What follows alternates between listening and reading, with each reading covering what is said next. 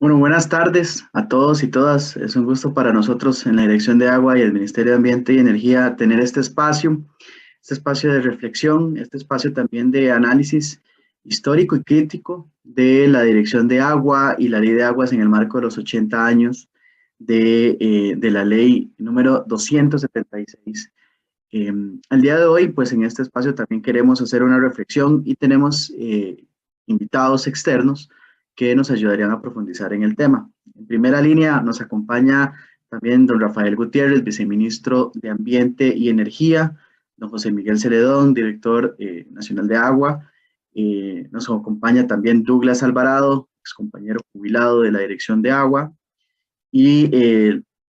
las colegas externas, doña Elisa Colón, doña Ana María Lobo y Rosaura Corrales, que también vamos a tener participación. Eh, Dando de esta manera bienvenida, pues iniciamos con un análisis histórico que nos ayuda a dibujar esa memoria histórica que venimos hoy a conmemorar y a reflexionar. ¿Y quién mejor para esa tarea que don Douglas Alvarado, es compañero de la Dirección de Agua y apasionado del tema, quien puede hacernos este mejor contexto? Entonces, Douglas, adelante, más bien te cedo la palabra. Buenas tardes, mucho gusto. Como dijo Luis Carlos, vamos a hacer una reflexión desde el punto de vista histórico. La corta historia de la planificación del recurso hídrico en Costa Rica ha estado relacionada con diversos actores públicos, no públicos y externos que han jugado diferentes roles dentro de un marco jurídico inadecuado. Las políticas limitadas que han existido son de carácter sectorial y supeditadas a las necesidades de diferentes usuarios del recurso. Es un tema bastante extenso y difuso, por lo que no hay espacio para ampliar estos conceptos. En estos pocos minutos vamos a estar hablando del marco jurídico relacionado con el agua en dos tractos. Primero, el periodo que antecedió a la emisión de la ley de aguas vigente. Y segundo, un análisis del clima sociocultural, económico, tecnológico, científico, que de alguna manera influyó en la emisión de nuestra longeva ley de aguas número 276 y la consiguiente formación de la Dirección de Aguas. Iniciaremos en el siglo XIX. El Estado, definido como el conjunto interdependiente de instituciones que concentran la dominación política, comenzó a desarrollarse a partir de la independencia en 1821 y quedó ese proceso de consolidación del Estado finalizado después de la Constitución de 1848. Durante ese proceso no existió ningún tipo de legislación específica que regulara el aprovechamiento de las aguas. Al no existir una normativa uniforme, pues los códigos castellanos constituían normas distintas, contradictorias y daban gran margen a la tradición jurídica. Fue muy común que el reparto del agua se procediera de una manera casuística y ejercido por los cabildos, o sea, las autoridades municipales. Ya conformado el Estado y desde el gobierno central propiamente, ahí vemos el Palacio Nacional, donde se ejercían los tres poderes, inician las regulaciones legales referidas al manejo del agua. Veamos unos breves ejemplos. 1844 se decreta extraer agua del río Tiribí y abastecer a los hacendados de Las Pavas. En 1873 se autoriza la excavación de pozos. 1879 se ordena el examen físico-químico de algunas fuentes. En el periodo de 1849 a 1870 se experimenta un proceso de institucionalización y se establecen diferentes ideologías políticas. Así llega el liberalismo, el positivismo con su filosofía de progreso aplicado al sector económico, productivo, ideológico, en fin, al hombre integral, y la consiguiente reforma jurídica que propicia precisamente eso. En este ambiente de producción de textos legales y ante la necesidad de adecuar la legislación al modelo del capitalismo agrario y agroexportador, y siendo el agua un elemento vital, es que se emite la primera ley de aguas allá en 1884, la ley de aguas minerales 1887, la de fuerzas hidráulicas 1910, protección de cuencas hidrográficas 1923 y la ley de agua potable 1941. Ahora sí, llegamos al año 1942, en el que nace la ley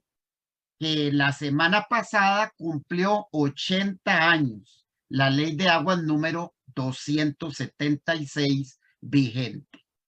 Para entonces Costa Rica contaba con una población que iba en aumento,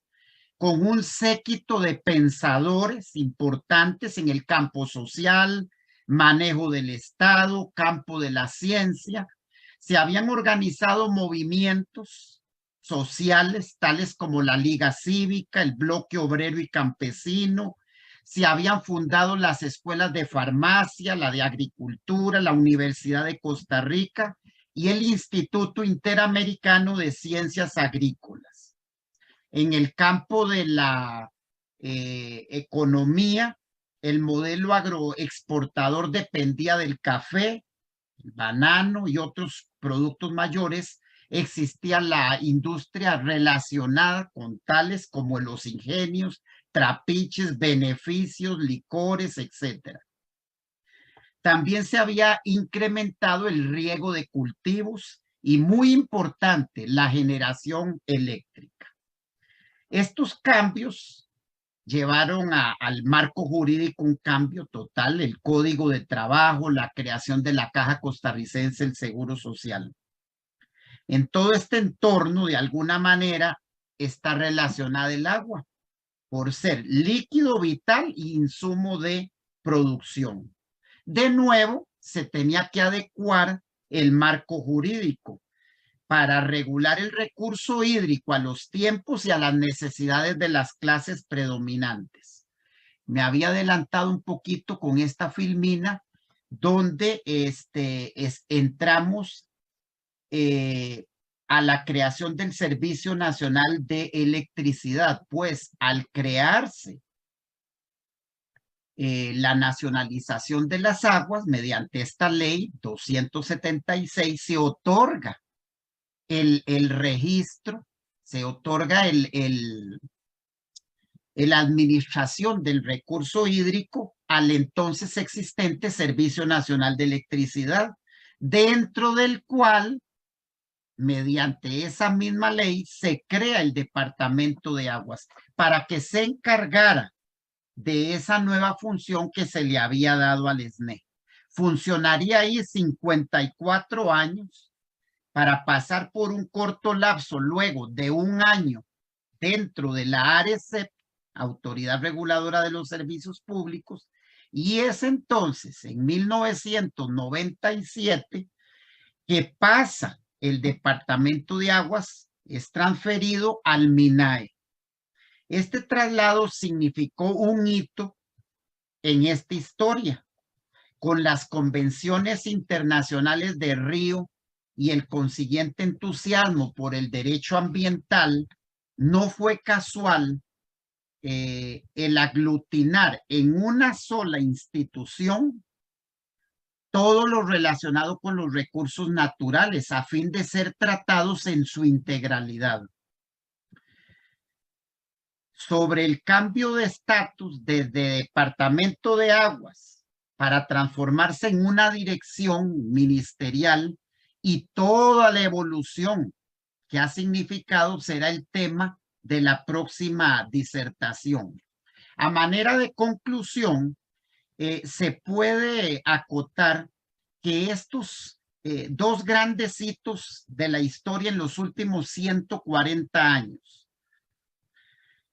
ambas legislaciones en momentos muy conspicuos. La primera en la reforma liberal del siglo XIX y la segunda ley de aguas, motivo de este evento virtual, su aniversario, en las reformas sociales del siglo XX. Ahora, adentrados en el siglo XXI, está por verse qué factores van a hacer que se entre en una tercera ley de aguas. Quizás en 1996 la Cumbre de la Tierra metió un nuevo concepto en el derecho, a saber, el derecho ambiental. Lo interesante es que una tercera ley de aguas contribuiría a la preservación del ambiente y como parte de este, el recurso hídrico.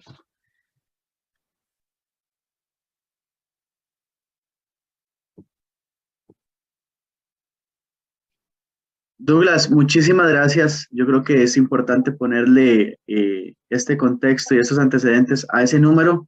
de los 80 años, ¿verdad? Y yo creo que la contextualización, pues, que vos nos das y que apasionadamente, pues, ha sido parte también de tu trabajo, creo que como Dirección de Agua no queremos perderlo y siempre es bueno que incluso esta presentación va a quedar grabada para la posteridad y también nos da pie para la siguiente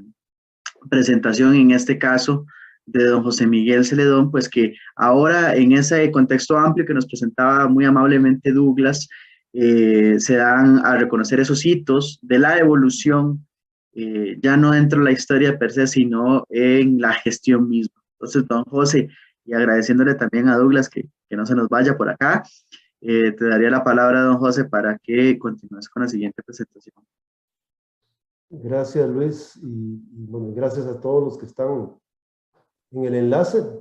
Estamos celebrando no solo 80 años de la Ley de Aguas, sino 80 años de la Dirección de Aguas, antes Departamento de Aguas. Muchas gracias a Douglas, porque siempre es enriquecedor escucharte, Douglas, y con esta historia, un comercial. En nuestra página web hay un libro de Douglas Alvarado que puede acceder con más detalle toda esta historia tan rica que nos da la línea base, porque estamos aquí con esta Ley de Aguas hoy con 80 años, y bien lo decía Douglas, hacia dónde vamos. Y gracias a todos los invitados que están presentes por aceptar la invitación de esta celebración. Avanzando y partiendo de este 1997 que decía Douglas, es cuando nos trasladan como departamento, vamos al MINET por la ley de ARECEP, que se transforma el de ARECEP, y es un hito muy importante que de alguna forma potencializa todo lo que es la gestión del agua, porque nos mete donde tiene que estar años antes, el Ministerio de Ambiente y Energía. Y a partir de ahí potencializamos la gestión del recurso hídrico con algunos hitos importantes, como por ejemplo, algunos los que presentamos en el 2006, se promulga un canon de aprovechamiento de aguas, pero ambientalmente ajustado, ya con un canon no con fines administrativos, sino con temas de protección, con temas de gestión integral, y para pasar de recoger 100.000 colones al año, que era antes del 97, a recoger ahora más de 100.000 millones de colones. Luego está el canon de vertidos, que es el otro principio para reconocer el pago por el contaminador pagador, otro hito que genera en el proceso. Igual tenemos cuando la Dirección de Aguas se nos reconoce ese departamento de aguas que éramos, se nos reconoce como dirección. A partir de 2010 ya nos creamos como dirección, somos un programa más del MINAE para gestionar toda esta cantidad de recursos y todas las obligaciones que por ley tenemos. Y empezamos en el 2014 con esa permeación, con esos poner brazos en la parte regional, que es un proceso que queremos continuar con 3 funcionarios, un funcionario en Santa Cruz, uno en Pérez de León y uno en San Carlos, funcionarios que aún se mantienen con nosotros. Desde 2014 fueron que iniciaron, que empezaron a hacer brecha empezaron a hacer camino en esa regionalización que hoy, en el 2016, logramos ya tener 5 unidades hidrológicas para trabajar, debidamente definidas, delimitadas, con el tema de Cuenca como la unidad técnica para gestionar cuencas, y con 7 oficinas en el 2016, y al 2022 ya cumplimos con 9 oficinas. Y eso es lo que es la Dirección de Aguas actualmente en esos hitos que hemos evolucionado. De alguna forma, estos somos hoy, somos 86 funcionarios, muy parecidos, valga la pena, a la Dirección de Aguas de Uruguay, que tenemos una cooperación sur-sur por la misma magnitud de país y procesos, 86 funcionarios, de los cuales 54% están en oficinas regionales, porque le estamos apostando a que la gestión se hace en forma local. Esa es nuestra estructura. Tenemos, ya les decía, 5 unidades hidrológicas, 5 partidos de alguna forma el país en 5 áreas de unidades hidrológicas, como pueden ver, muy similares, con excepción de Tárcoles en cuanto a extensión, mas sin embargo Tárcoles, que es la parte central, es la que genera mayor trabajo actualmente. Ya les decía que tenemos 9 oficinas, estamos en San José, en San Ramón, Pérez de León, Golfito, San Ramón, Guapiles, Cartago, Liberia y Nicoya, perdón, y todas estamos en oficinas del SINAC. Estamos instalados por la cooperación del SINAC, una colaboración que iniciamos desde el 2014, como decía, con la parte. Y algo que me complace mucho, que no está hecho por cálculo ni nada, sino que está hecho por inercia, por capacidades, que somos 50%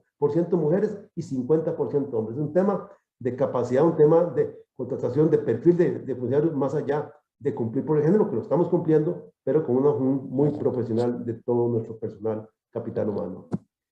Tenemos muchos trámites, es un tema que de alguna forma se ve reflejado aquí. Hacemos más de 21 trámites agrupados en estos grandes rubros como permisos, concesiones, dictámenes, inscripciones, que nos están quitando de alguna forma el sueño, porque tenemos que dedicarnos a asuntos estratégicos y de ahí hacia allá vamos. Todo eso lo tenemos ya, vamos hacia el 100% digital, trámite digital que comenzamos en el 2016 con una plataforma CIPECO, y además seguimos con trámites residuales en la parte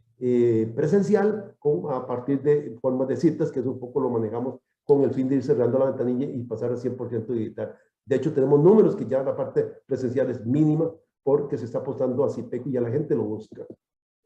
Eso más o menos para que tengan una idea de la cantidad de trámites que nos desvelan día a día, lo que nos preocupa la gestión día a día, donde de alguna forma tenemos que atender al usuario, al administrador, al cliente, con cantidades enormes de trámites. Es una reseña de 4 años y lo que llevamos del 22, pero más importante es que vamos hacia un modelo de control post-otorgamiento. Queremos ir al campo. Tenemos una estrategia que le hemos llamado 60-40, que oficializamos por dicha antes de la pandemia, porque nos ayudó mucho a atender la pandemia, porque este modelo que queremos implementar de control, de estar presentes en el campo, no en el escritorio, tiene varias aristas. Simplificación de trámites, tenemos que simplificarlos, simplificar todos los que son trámites en la dirección de aguas, tenemos que estandarizar los procesos, digamos un proceso estandarizado, tenemos que hablar iguales en todas las oficinas,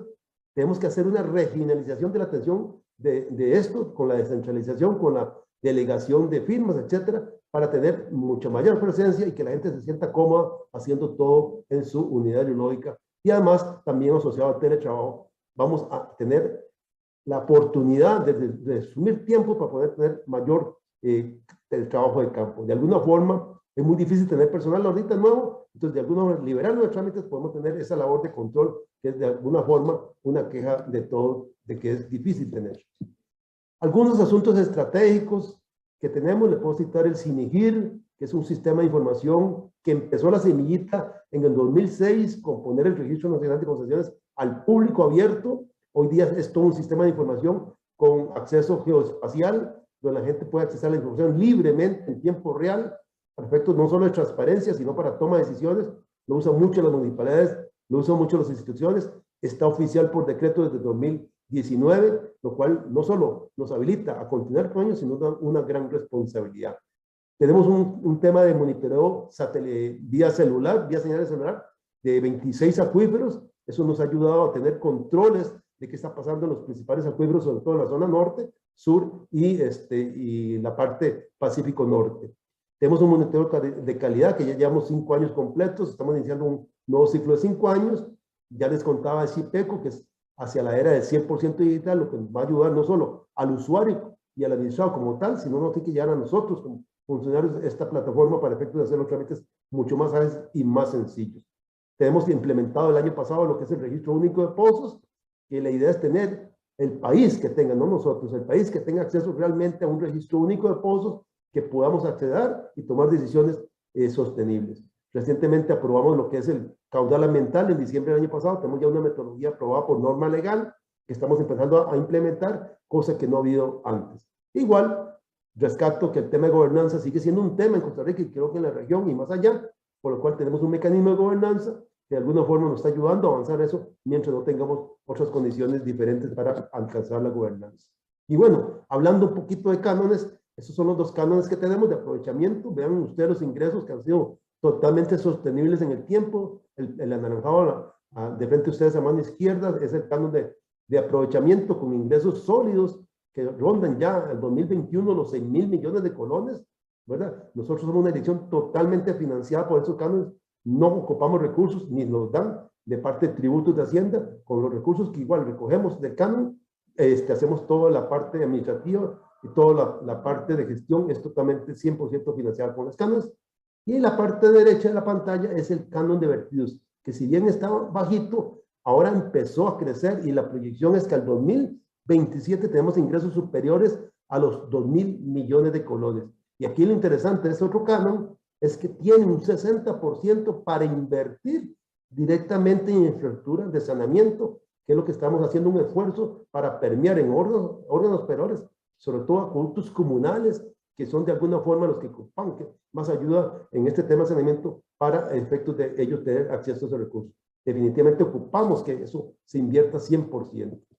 De alguna forma no ha sido así. Sabemos de los problemas fiscales que tiene el país y bueno, se está permeando en el canon. Estamos en la lucha con nuestras autoridades para efectos de garantizar que estos cánones que ingresan frescos en pandemia,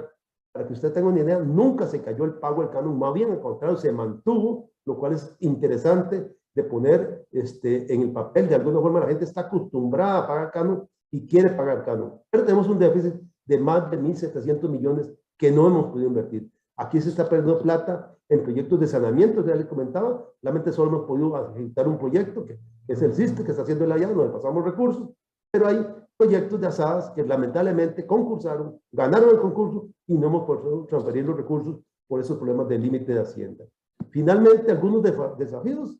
creo que sigue siendo la ley de aguas. Ya les decía a Douglas cuál será esos ítems que nos van a decir la ley de los años 2000 que va a tener el país. Sin duda, la generación del dato hidrológico es todo un reto y meteorológico es todo un reto. Estamos trabajando en ello. El tema de aumento de la demanda versus el trámite, ya les contaba, vamos hacia el campo, queremos simplificar, queremos estandarizar, vamos hacia el campo. Obviamente los recursos financieros humanos ocupamos recursos, pero bueno, vamos a atenderlo con otras alianzas y también necesitamos hacer una inversión de proyectos estratégicos mucho más allá de los que tenemos. Y eso básicamente es lo que llevamos para efectos de retos y de desafíos que yo esperaría que también los compañeros que siguen también nos den esos insumos. Muchas gracias, Luis y compañeros. Muchas gracias, don José. Yo creo que estos elementos es importante puntualizarlos y destacarlos en esta misma evolución que es la que venimos a conversar hoy, sobre todo porque ponen sobre la mesa y elementos sustanciales de esta gestión y que creo que también son o habilitan una perspectiva amplia para la reflexión y para el análisis.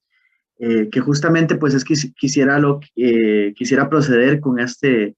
la siguiente parte. Ya hemos escuchado a don Douglas Alvarado con la evolución histórica de la ley y de sus contextos, y ahora a José Miguel con grandes hitos, digamos, en esa evolución ya de la institucionalidad que ejerce o ha ejercido la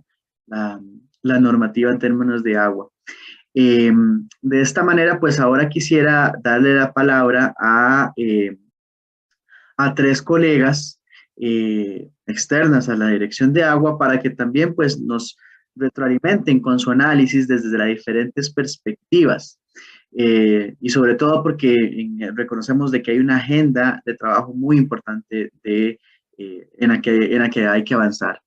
En primera línea quisiera darle la bienvenida, una calurosa bienvenida a doña Elisa Colón. experta internacional en asuntos de legislación hídrica, derecho internacional del agua, y que también tiene una visión de mundo muy amplia, que también nos ayuda a garantizar que de una otra manera sus aportes críticos y reflexivos nos ayuden a comprender mejor desde Costa Rica lo que hemos venido haciendo. Así que, doña Elisa, un gusto para mí dar la bienvenida y cederle la palabra. Muy buenas tardes a todos. Para mí es realmente un privilegio participar en este evento de conmemoración de los 80 años de la Ley de Aguas de Costa Rica. Viéndolo desde una mirada externa, es una presentación, la verdad es que bastante sencilla, porque no cuento con todos los elementos para interpretar esa realidad que Douglas ha interpretado, en mi opinión, tan magistralmente, porque yo sí considero que las leyes como tales finalmente son expresión de un contexto principalmente de carácter político, donde se mueven las distintas fuerzas sociales de un país para dar como resultado una ley que responda a determinados intereses. Entonces, para no cometer errores crasos ante mis queridos colegas costarricenses, José Miguel, muchas gracias por esta oportunidad. Cuando yo pensé en el contexto, por ejemplo, del índice de desarrollo humano y el índice de gobernabilidad de Costa Rica en relación con el resto de los países de Centroamérica. Y efectivamente, Costa Rica y Panamá están en unas posiciones muy fuertes, muy positivas, digamos, en estos dos índices, que pudieran ser muchos más en relación con el resto de los países de Centroamérica. En los índices de desarrollo humano, uno encuentra a Panamá y a Costa Rica en número 40, 43, mientras el resto de los países de Centroamérica estamos en los números 110, 109, 112, y eso nos está diciendo que en general nuestras políticas públicas se diferencian, digamos, de la de Costa Rica con el resto de los países de Centroamérica, y de alguna forma nos están diciendo que se preocupan más, digamos, por las personas de lo que se preocupan el resto de los países. El otro elemento que desde esta visión de fuera y hasta cierto punto empírica es la política ambiental, que yo recuerdo que Costa Rica aprobó en el año 1982-84, y que tengo entendido que se siguió aplicando a lo largo de todo ese decenio, el siguiente decenio, e inclusive durante este siglo XXI. Y eso significa la estabilidad en el manejo de la cosa pública, que no ha sido el caso, por ejemplo, el de mi país, Guatemala. Y eso, aún teniendo una ley de 1942, es esa visión de país de carácter político, ambiental, en este caso, en mi opinión, también hizo avanzar a la Dirección de Aguas en un proceso de introducir una serie de herramientas de gestión y de gobernanza para seguir avanzando en la forma de administrar el agua. La otra parte del contexto, pues, es el tema de la disponibilidad y el comportamiento del agua dulce dentro del territorio nacional. El empleo, finalmente, cómo Costa Rica, a través de una serie de herramientas de planificación y herramientas de carácter económico, basada en una ley tan antigua, pudiera decir uno, después voy a hablar de ella, logra seguir avante y logra, en mi opinión, ir enfrentando una serie de desafíos que se van presentando cuando la población crece y las demandas se incrementan. Siguiente, por favor. En esta lámina es nada más ni nada menos que como el índice de contenido de la Ley de Aguas de Costa Rica. Y de lo que yo he tenido conocimiento, esta Ley de Aguas de Costa Rica, lo decía Douglas, me encantó cuando dijo, es producto de una serie de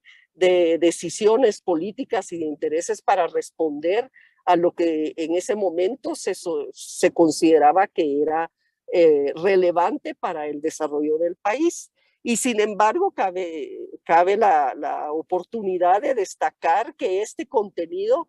es el contenido que en este mismo momento tenían otras leyes de aguas en el continente de América o en el continente de Europa. Estaban transitando de un sistema de propiedad mixto público-privado, como inicialmente era el sistema de la Ley de Aguas de Costa Rica, a un sistema de carácter público. Luego instituyen un sistema de derechos de agua, el aprovechamiento de las aguas para fines especiales, que son lo que realmente es el corazón,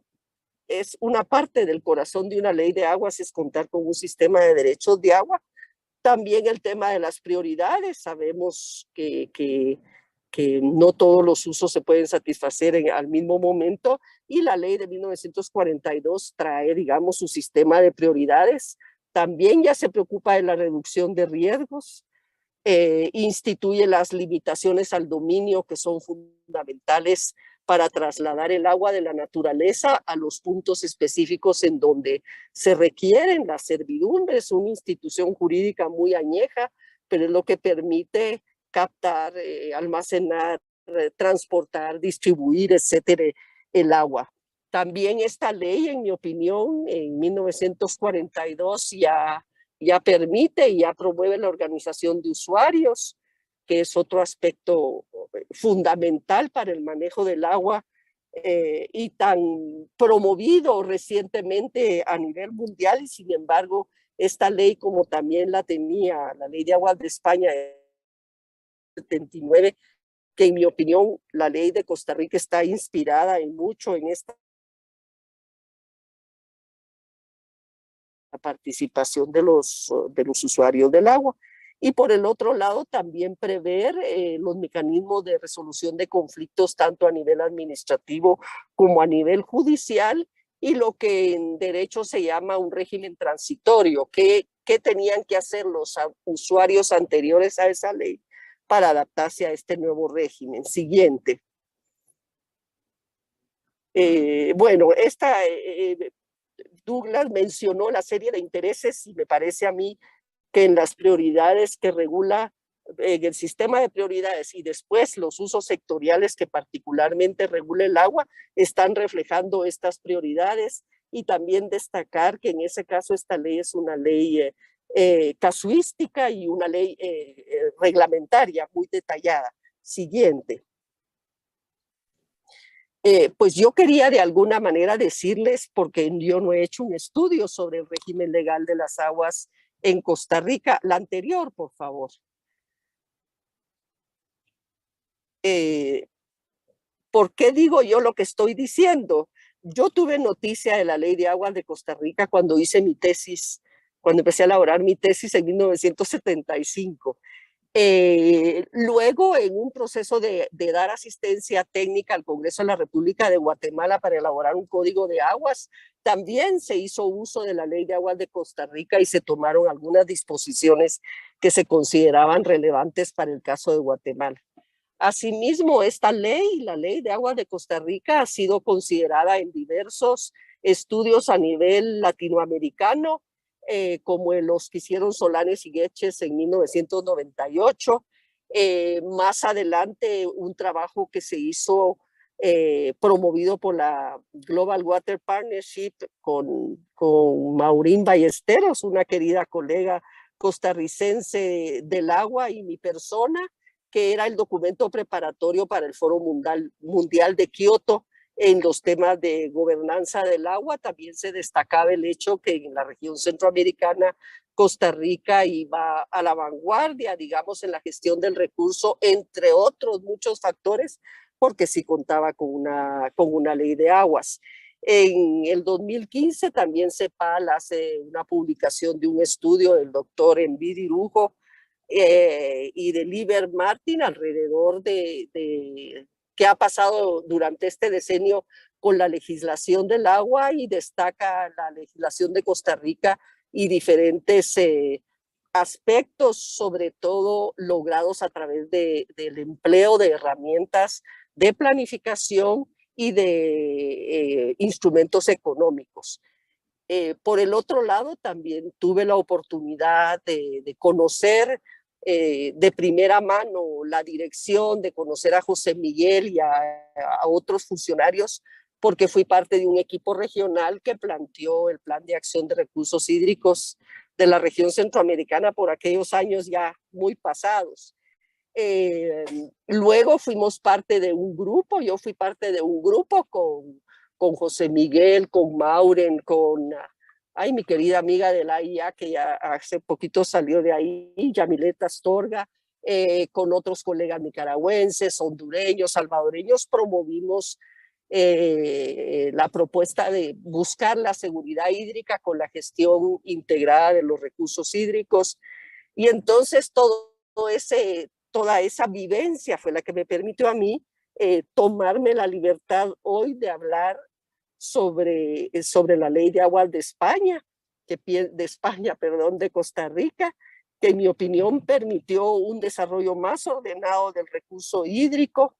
que refleja la visión de desarrollo de Costa Rica y es complementada por otra serie de normativas, y que también considero yo que sí requiere una reforma, una modernización, y que esta, en mi opinión, y felizmente debiera ser producto de una visión política nacional que transforme no solo la gestión del agua, sino que en general muchos asuntos de la cosa pública. Muchas gracias.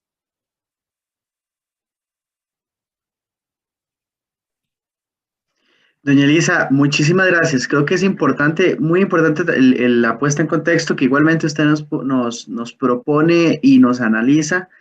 eh, ya que muchas veces pues vemos dentro del mismo territorio nuestro algunas otras cuestiones que pueden ser mejorables o no, pero también en el caso usted también nos ilustra mucho de que nuestra ley al final de cuentas ha sido, y nuestra experiencia ha sido analizada en otros momentos, en otros lugares, en otras coyunturas, y que así como usted también lo ha hecho análisis, y en los elementos que usted nos mencionaba, pues también nos da pie a dibujar los elementos por los cuales ahora debemos transitar hacia un futuro, y que creo que un detalle que usted también muestra es que es una evolución constante, no necesariamente permanente en el tiempo, y creo que lo mencionaba usted y Douglas muy bien en esa lectura hacia el contexto político que así lo requiere. Muchas gracias, de verdad, siempre contar con su participación y su experiencia. Ahora, siguiendo en esta misma línea, quisiera también introducir a Ana María Lobo, pues ella experta en Derecho Ambiental, colabora también para el PNUD y para la OET, pues en su perspectiva desde el sector ambiental de esos retos o limitaciones que se pueden evidenciar en este contexto amplio que venimos analizando. Ana María, te agradecería o te doy la palabra justamente. Muchas gracias, Luis Carlos, y colegas que me acompañan en el panel y que nos escuchan esta tarde. Es un gusto y es un honor enorme estar acompañando a la Dirección de Aguas a celebrar y a conmemorar este 80 aniversario de la Ley de Agua, y justamente referirme un poco con respecto a los retos y desafíos actuales de la gestión del agua y las limitaciones que esta normativa enfrenta, aunque si bien coincido con quienes me antecedieron en la palabra pues en las fortalezas también que tiene esta legislación, y que es realmente gracias a esta norma que tenemos muchas de las cosas buenas y positivas en materia de gestión ambiental y de gestión del recurso hídrico a las que se refirió también doña Elisa. Tal vez un poco de contexto en lo que tampoco voy a ahondar porque ya don Douglas lo explicó igualmente con muchísima maestría, es, bueno, pues el contexto, ¿verdad? El contexto de la primera mitad del siglo XX en el que se promulga la Ley de Aguas era diferente en muchísimas muchísimas maneras. Quizá un par que quiero destacar es el tema de la población. El primer millón de habitantes de Costa Rica se alcanzó recién en 1956 y la ciudad de San José, pero en general todos nuestros centros urbanos se veían un poco pues como ¿verdad? Muchísimo, con una densidad muchísimo más baja, con suelos aún bastante permeables, y en una realidad pues aún muy distinta en cuanto, por ejemplo, la calidad del agua en las fuentes superficiales urbanas. Lo que tenemos en esta primera mitad del siglo XXI es un crecimiento de la población urbana. Pasamos de un 34% de población urbana en 1960 a un 81% en el 2021. Una mancha urbana en crecimiento constante y exponencial. Estas imágenes, por ejemplo, una del 86 y otra del 2000, es evidente el cambio y la expansión de la mancha urbana en la gran área metropolitana en el paso de solo 34 años, prácticamente se triplica, y esto se ve reflejado, como mencionaba, no únicamente en el aumento de la población, que también significa un aumento en la demanda del recurso hídrico, en la necesidad de este importante recurso, sino también una presión sobre las fuentes, tanto subterráneas como superficiales. Y bueno, todo ese contexto para decirlo lo obvio, ¿verdad? Que las normas jurídicas deben adaptarse al contexto que regulan. Siempre menciono acá a una querida profesora del primer curso de la carrera de Derecho, en el curso de Introducción al Derecho, que nos decía, inició la clase diciéndonos y recordándonos que el derecho siempre está detrás de la realidad social que regula. Yo incluso le agregaría a las palabras de esta profesora, detrás de la realidad económica y también de la realidad ambiental que regula. Entonces, bueno, pues es posible, aún con lo novedosa, con lo ambiciosa que fue la ley en su momento, y como mencionaba, la gran importancia que ha tenido para tenernos como estamos el día de hoy con respecto a la protección del recurso, pues incluso es posible decir que ya para 1942 habían quizá algunos temas en los que la ley ya estaba desfasada. Y bueno, 80 años después podemos identificar cambios sustanciales que nos llaman a hacer ese llamado a esa revisión y a esa necesidad de la actualización y de la modernización de este importante cuerpo jurídico. En el contexto actual, bueno, como mencionábamos, el tema de los suelos permeables debido principalmente al crecimiento de la mancha urbana, estamos en escenarios de cambio, de crisis climática, sería mejor decir, que nos va a llevar a extremos de mínimos y máximos de lluvias cada vez más extremos, valga la redundancia. Y al mismo tiempo tenemos una ley que por su lado no regula el tema del establecimiento de los caudales ecológicos indispensables para el funcionamiento del ecosistema. Me alegró muchísimo que, de hecho, don José Miguel mencionó que ya la Dirección de Aguas está trabajando en ese tema, y es parte del reconocimiento que hay que hacerle a esta dirección por siempre ir actualizando y modernizándose a pesar de la antigüedad de la legislación que les regula principalmente. Ahí quizá mencionar que hay una norma, quizá la que autoriza el aprovechamiento de agua para consumo humano en patrimonio natural del Estado, que sí menciona el tema de los caudales ecológicos, pero se refiere específicamente a áreas silvestres protegidas. Entonces, eso es un ejemplo del tipo de normativa que sería importante actualizar y ampliar a fuentes de agua dentro o fuera de patrimonio natural del Estado.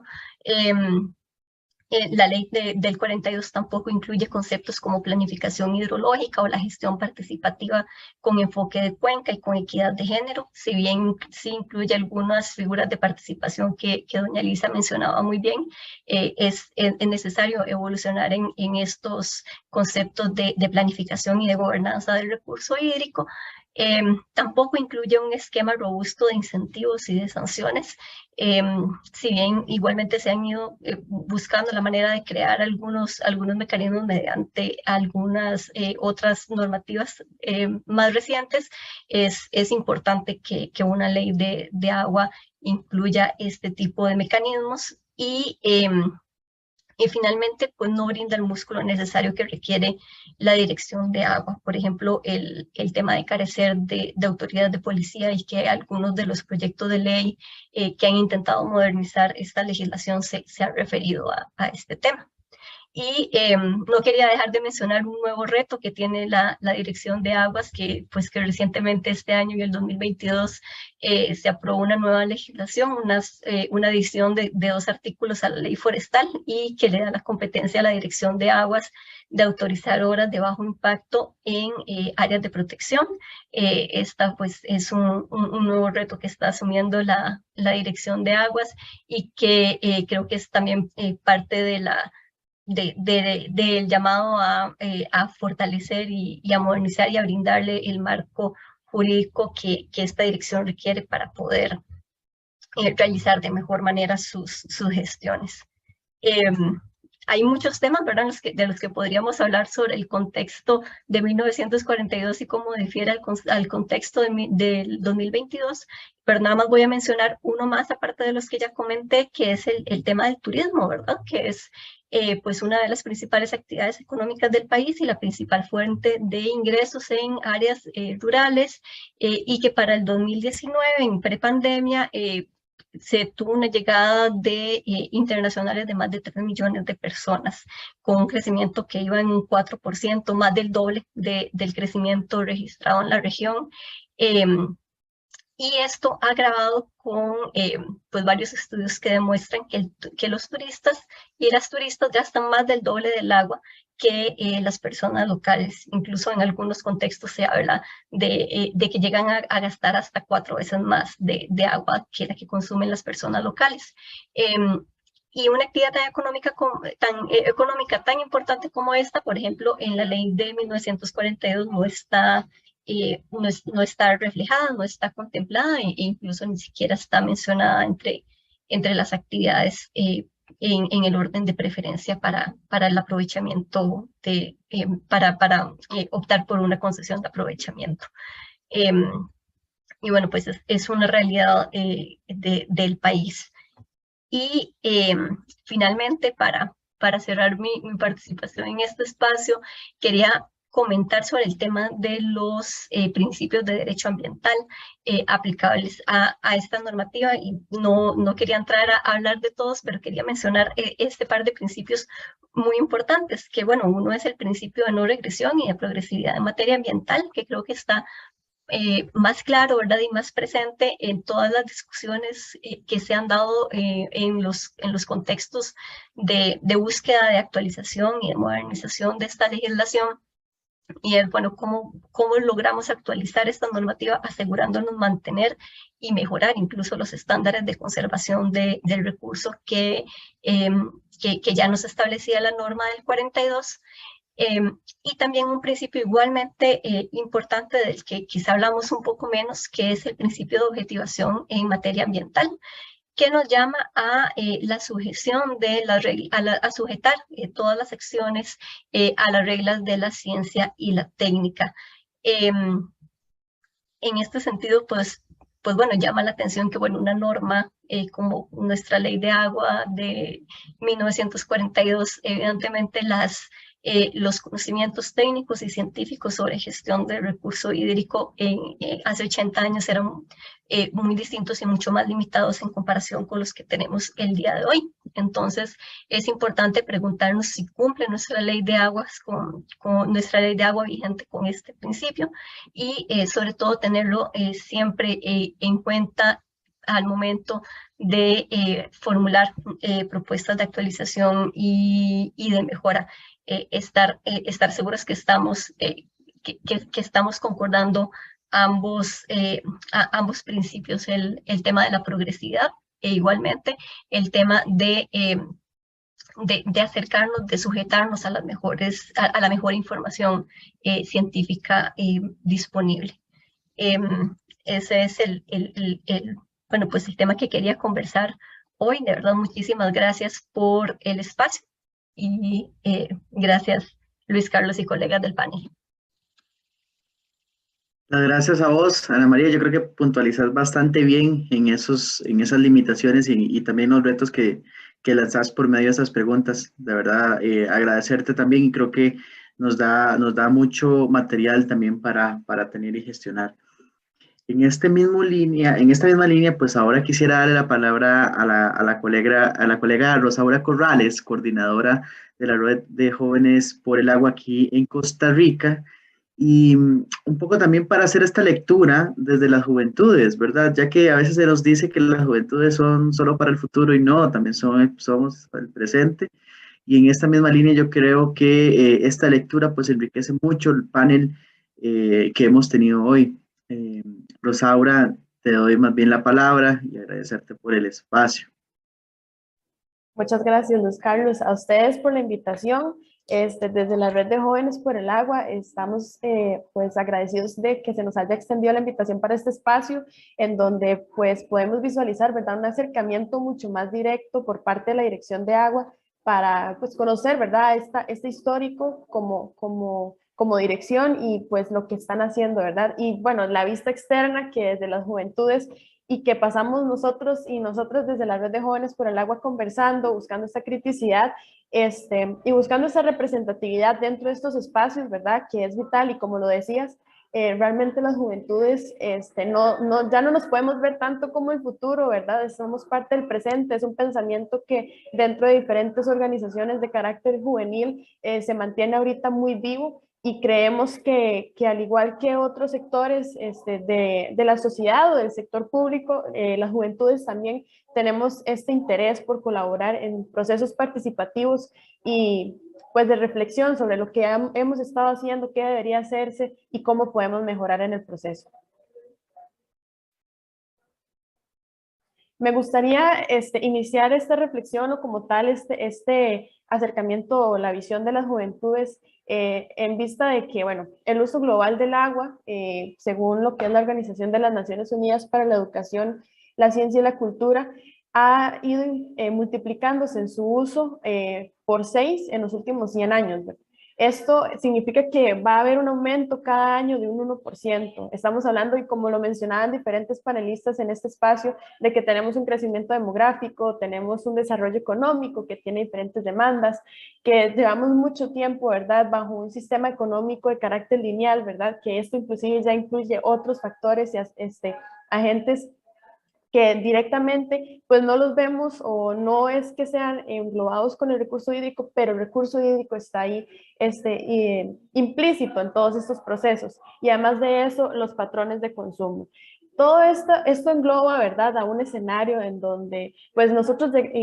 llevamos escuchando, bueno, de que la ley del 42, la ley de aguas, ¿verdad?, 80 años, cómo la visión que podemos tener de 80 años de la Dirección de Agua a 80 años de una ley, ¿verdad?,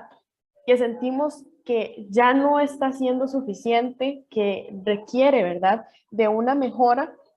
para responder a la realidad costarricense, a la realidad mundial que se está enfrentando, ¿verdad? Y esto es por lo que nosotros mencionamos en muchos espacios de que debe trabajarse bajo un enfoque técnico más participativo, en donde se busque integrar el interés nacional siempre y cuando se busque velar, ¿verdad?, por un objetivo en común, que es la gestión integrada del recurso hídrico. Es conciliar intereses, pues sí, institucionales, productivos, sociales, pero al final de cuentas de una forma integral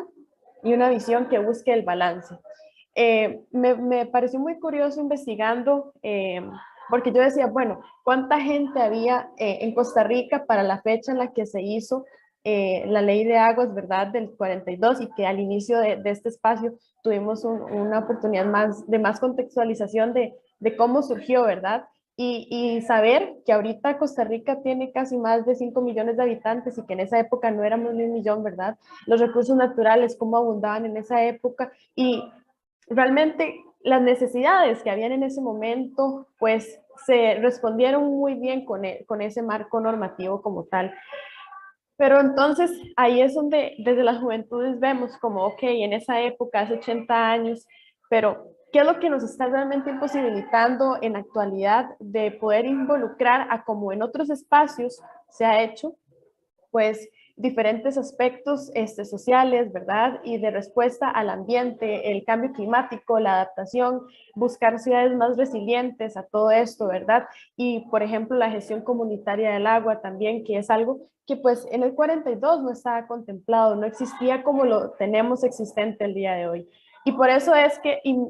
también me llamó mucho la atención que a lo largo de diferentes plenarias de los panelistas en este espacio, mencionaba lo que era la gobernanza, ¿verdad? Cómo la gobernanza del agua es tan fundamental en todo esto. Y tenemos que hablar de que tiene que existir una buena gobernanza del agua porque significa que vamos a estar cumpliendo con los principios de derechos humanos, con una eficiencia y una eficacia, una sensibilidad y una responsabilidad a la apertura y la transparencia en estos procesos. Y tal vez acá desde las juventudes también hemos notado esa necesidad, ¿verdad? De una representatividad más real, ¿verdad? No un espacio simplemente como para cumplir con, no sé, cumplimos con la cantidad de mujeres en ese espacio, cumplimos con la cantidad de jóvenes, no, es realmente permitir que las juventudes, que estas personas, los sectores más vulnerables,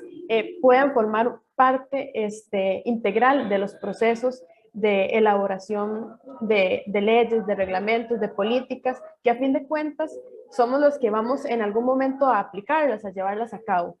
Y es que además de eso, es realizar o como tal, la gobernanza, sus funciones claves están relacionados también con lo que es el diseño político institucional, la planificación y la coordinación. Y esto, pues claro, en la gestión del recurso hídrico es muy necesario, porque estamos hablando de que se pueden contemplar todos los aspectos en un corto, mediano plazo que facilite los procesos para, de nuevo, la adaptación, ¿verdad?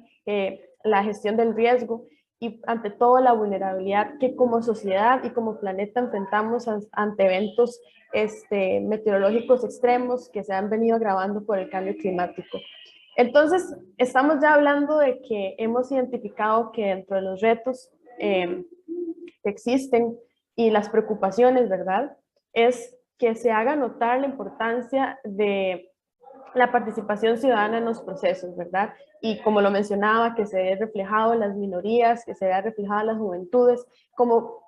participantes, actores y actrices, ¿verdad? De estos procesos, con un poder en donde las voces sean tomadas en cuenta no solo como una medida de participación simplemente justa y en ese momento por cumplir con una regla como tal social que se sienta obligada el proceso como tal. También vemos una necesidad y un reto en lo que es el saneamiento. Claramente Costa Rica ha ido desarrollando procesos y proyectos de lo que es el tratamiento de aguas residuales. En Costa Rica, ¿cuántos no tenemos en nuestro hogar un tanque séptico? Pero realmente el tanque séptico está cumpliendo la función como debería. Y ahí es también donde vemos que existe en el marco jurídico y en respuesta como tal a la ley de aguas, que pues no se está cumpliendo el ciclo hidrosocial del agua, ¿verdad? En este caso el ciclo del saneamiento, que al final de cuentas llega a involucrar otros factores como lo que es la salud humana, la seguridad alimentaria, y todo esto tiende a es buscando fortalecer los entes competentes, en este caso, por ejemplo, Dirección de Agua, el Ministerio de Salud, el MINAE, todas estas entidades que a fin de cuentas tampoco serviría de nada empezar a robustecer el aparato como tal de legislación si no robustecemos a quienes lo tienen que llevar a aplicar o lo tienen que hacer como tal en el campo ya o en el diario vivir, ¿verdad? También vemos una necesidad en lo que es el fortalecimiento y un mayor reconocimiento a la labor de la gestión comunitaria del agua. Ahorita, bueno, ya estamos entrando en septiembre, el 14 de septiembre se celebra el Día del Gestor y la Gestora Comunitaria del Agua. Personas que día a día en el ancho y largo del país colaboran con brindar el servicio de abastecimiento de agua potable y en algunos casos de saneamiento, y que son personas que si bien en muchas ocasiones pues es un trabajo no remunerado y que lo hacen por su comunidad, también merecen tener esa voz y ese espacio dentro de la toma de decisión y como tal de las visiones que se deberían contemplar para una formulación de una nueva ley de aguas. Y bueno, como último reto es la perspectiva de género, la equidad de género dentro de estos espacios. Hemos escuchado que desde 1992 en diferentes paneles mundiales se destaca como en muchas ocasiones por roles de género ya identificados en nuestra sociedad, la mujer cumple un rol muy asociado con el manejo del recurso hídrico y que pues tiene una visión también más integral de las necesidades que pueden existir en nuestro país, en nuestra comunidad, en lo que es la gestión del recurso hídrico. Y es parte de todo esto que este enfoque justo, participativo y multilateral y sectorial que debe existir, se debe fomentar. En este momento, acá en este espacio, pues sabemos diferentes personas que desde la juventud, por ejemplo, nos estamos desarrollando profesionalmente en este espacio ambiental y que vemos la necesidad, ¿verdad?, de que no se aísle tanto esto simplemente a un grupo de personas preocupadas y desarrolladas técnicamente, sino también cómo le vamos a llegar al resto de la población, cómo le vamos a llegar al resto de consumidores, a fin de cuentas, o de usuarios y usuarias del servicio público, en este caso del agua potable, cómo estos procesos de sensibilización y al final de cuentas la socialización que debemos generar en los espacios, ¿verdad? Y que fomente y facilite la estructuración y la elaboración de una nueva ley de aguas. He tenido la oportunidad de participar y escuchar, por ejemplo, las propuestas y los análisis que se han hecho cuando se llevó a cabo la política hídrica nacional, la propuesta de política hídrica nacional. Sabemos que hay necesidades en el país, sabemos que pues la demanda en algún momento no va a poder ser cubierta por los recursos que tenemos disponibles y todo esto, ¿verdad?, por acarrear también por mucho tiempo una visión tan lineal de la economía, del consumo, de no cerrar estos ciclos en donde nosotros tenemos la posibilidad de colaborar. Desde las juventudes nosotros buscamos realmente una reflexión en donde se entienda la necesidad, ¿verdad?, de que el tiempo realmente va a seguir avanzando, la naturaleza y los recursos naturales pues seguirán acá de una u otra forma, pero si nosotros en el tiempo en que estamos presentes no le damos un buen uso, no propiciamos la adaptación, la resiliencia como tal, pues es la sociedad nuestra la que se va a ver en peligro y al final de cuentas quienes somos los que estamos haciendo más daño a como tal a los ecosistemas. Y son todas estas reflexiones las que creo que son necesarias mantener presentes, siempre y cuando, ¿verdad?, tengamos en cuenta que pues diariamente tenemos la posibilidad y la oportunidad de decidir colaborar, ¿verdad?, en un beneficio más positivo al resguardo del recurso hídrico, porque de nuevo está implícita en todo lado, en la seguridad alimenticia, en la salud pública, en el transporte, en el consumo como tal, en el textil, en el entretenimiento y en el turismo, que Costa Rica pues depende mucho, como lo mencionaba la compañera Ana. Entonces creemos pues que es vital que se generen estas conversaciones, estos espacios y bueno, que realmente podamos surgir una propuesta como tal en algún momento. Perfecto, perfecto. Rosaura, muchas gracias. Yo creo que los elementos señalados también vienen a contribuir y sobre todo a marcar, digamos, elementos que dentro de esta dinámica se tienen que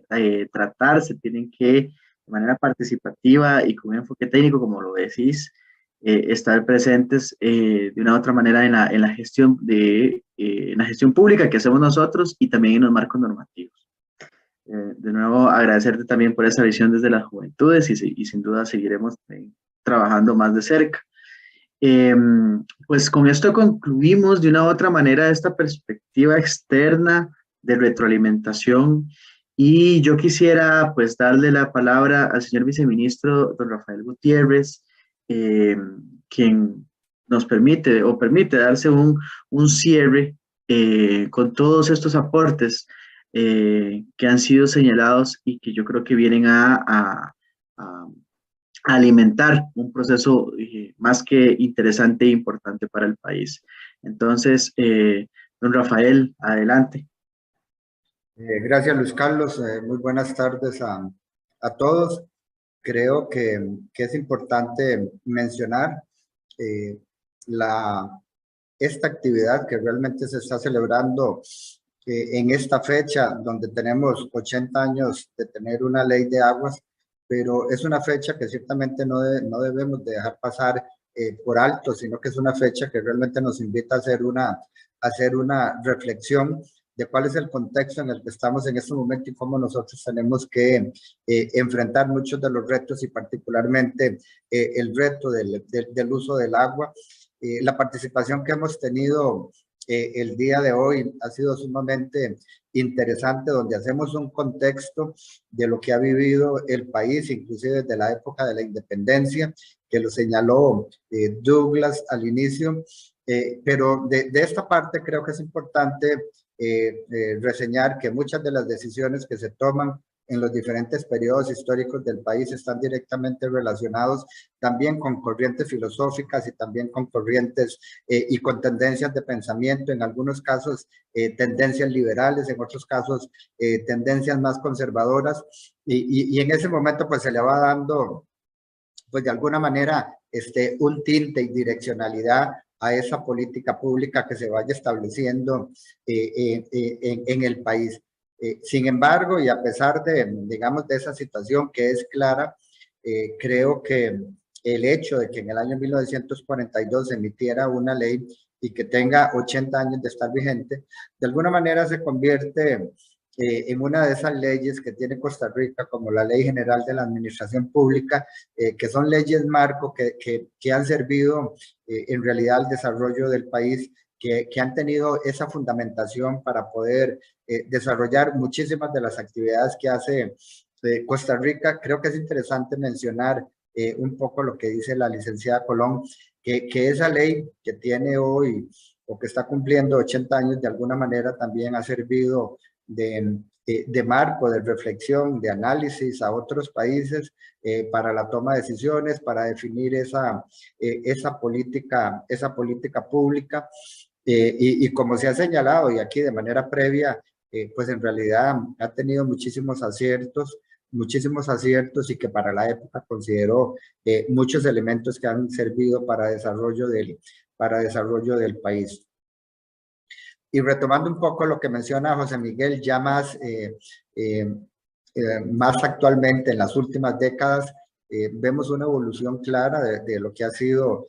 primero el Departamento de Aguas y más actualmente lo que es la Dirección de Aguas, en donde ha tenido que ir haciendo cambios de acuerdo a las necesidades del país, pero de lo planteado yo creo que es muy importante resaltar algunos elementos que han sido mencionados, y uno de ellos es esa visión de que en términos de lo que es permisos, en lo que es el uso del agua, hay que trabajar fuertemente en lo que es el seguimiento posterior al otorgamiento de los permisos. Es decir, no es una visión de entrabar el permiso, pero es una visión para que se cumpla con la normativa y que el uso que se está dando sea debidamente regulado y que se cumpla con lo que está establecido. Eso es muy importante porque en el tema del balance hídrico, ahora que nosotros nos enfrentamos a condiciones de cambio climático y que por ahí Ana María señaló con algunas de las láminas que presenta, en donde vemos contrastes enormes de sequía con contrastes de lluvias fuertes, ciertamente pues ese uso racional que se haga de un recurso tan importante como es el recurso hídrico resulta fundamental para pensar en este desarrollo que estamos hablando de Costa Rica. Y también vale la pena retomar de lo que plantea José Miguel, que hay una visión para reducir tiempos en ese proceso del otorgamiento de los permisos, pero que se piensa mucho también en el tema del saneamiento. La misma estructura, digamos, que tiene ahora la Dirección de Aguas, en donde hay diferentes unidades hidrogeológicas, es dándole un contexto más de país, de acuerdo a las características geográficas que tiene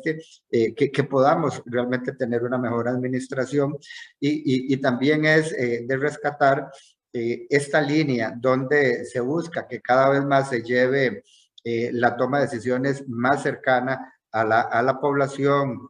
una visión de desconcentración para la toma de decisiones sin perder ese norte que tiene que tener la administración pública, cosa que resulta absolutamente fundamental para la toma de decisiones en el país. Mucho de lo que se conversa aquí también nos habla de lo que son los diferentes usos y es parte de la reflexión que tenemos que hacer, y lo han mencionado en las diferentes presentaciones, la importancia del uso poblacional, pero también el uso para energía, el uso para la agricultura, diferentes usos recreativos, y eso pues nos hace pensar que ciertamente del año 42 a la fecha el país ha evolucionado muchísimo. Mencionan ustedes por ahí, por ejemplo, la importancia de hablar de la equidad de género, de la participación de la mujer. Y bueno, pensemos que en el año 42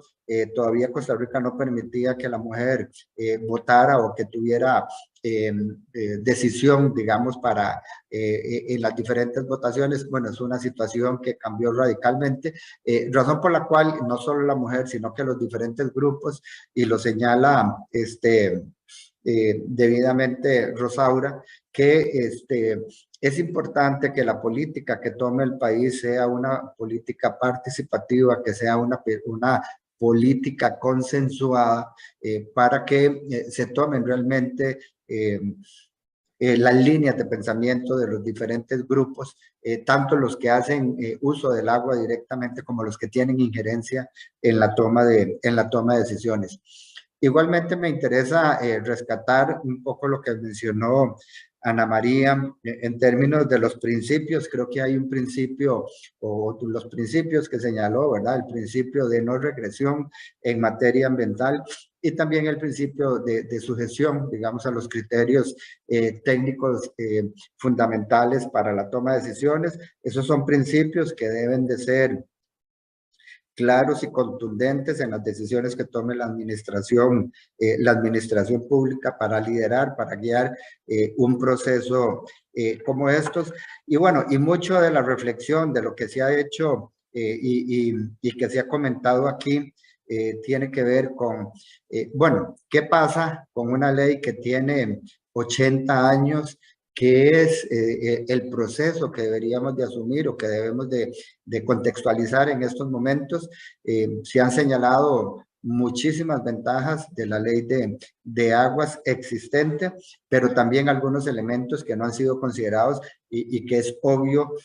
por el contexto histórico en el que se dan las cosas. Han pasado 80 años de una toma de decisiones, y ahora la reflexión que debemos de hacer es, bueno, ¿cómo vamos a enfrentar nosotros nuevamente esos cambios? ¿Cómo vamos a enfrentar la realidad actual? ¿De qué es lo que estamos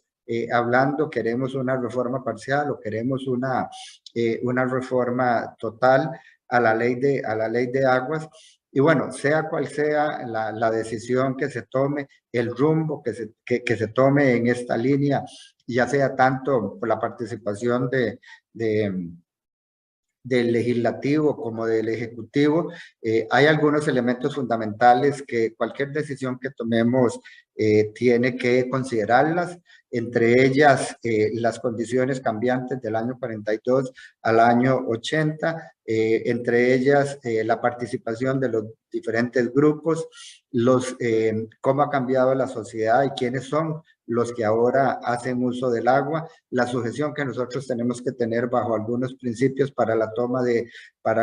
decisiones, que resulta fundamental. Y creo que mucho de esto, dichosamente, nos podemos amparar ¿verdad?, a un principio constitucional que está en el artículo 50 de nuestra Constitución, que nos dice, bueno, que todos tenemos derecho a un ambiente sano, y obviamente pues el tema del agua, el tema del recurso hídrico es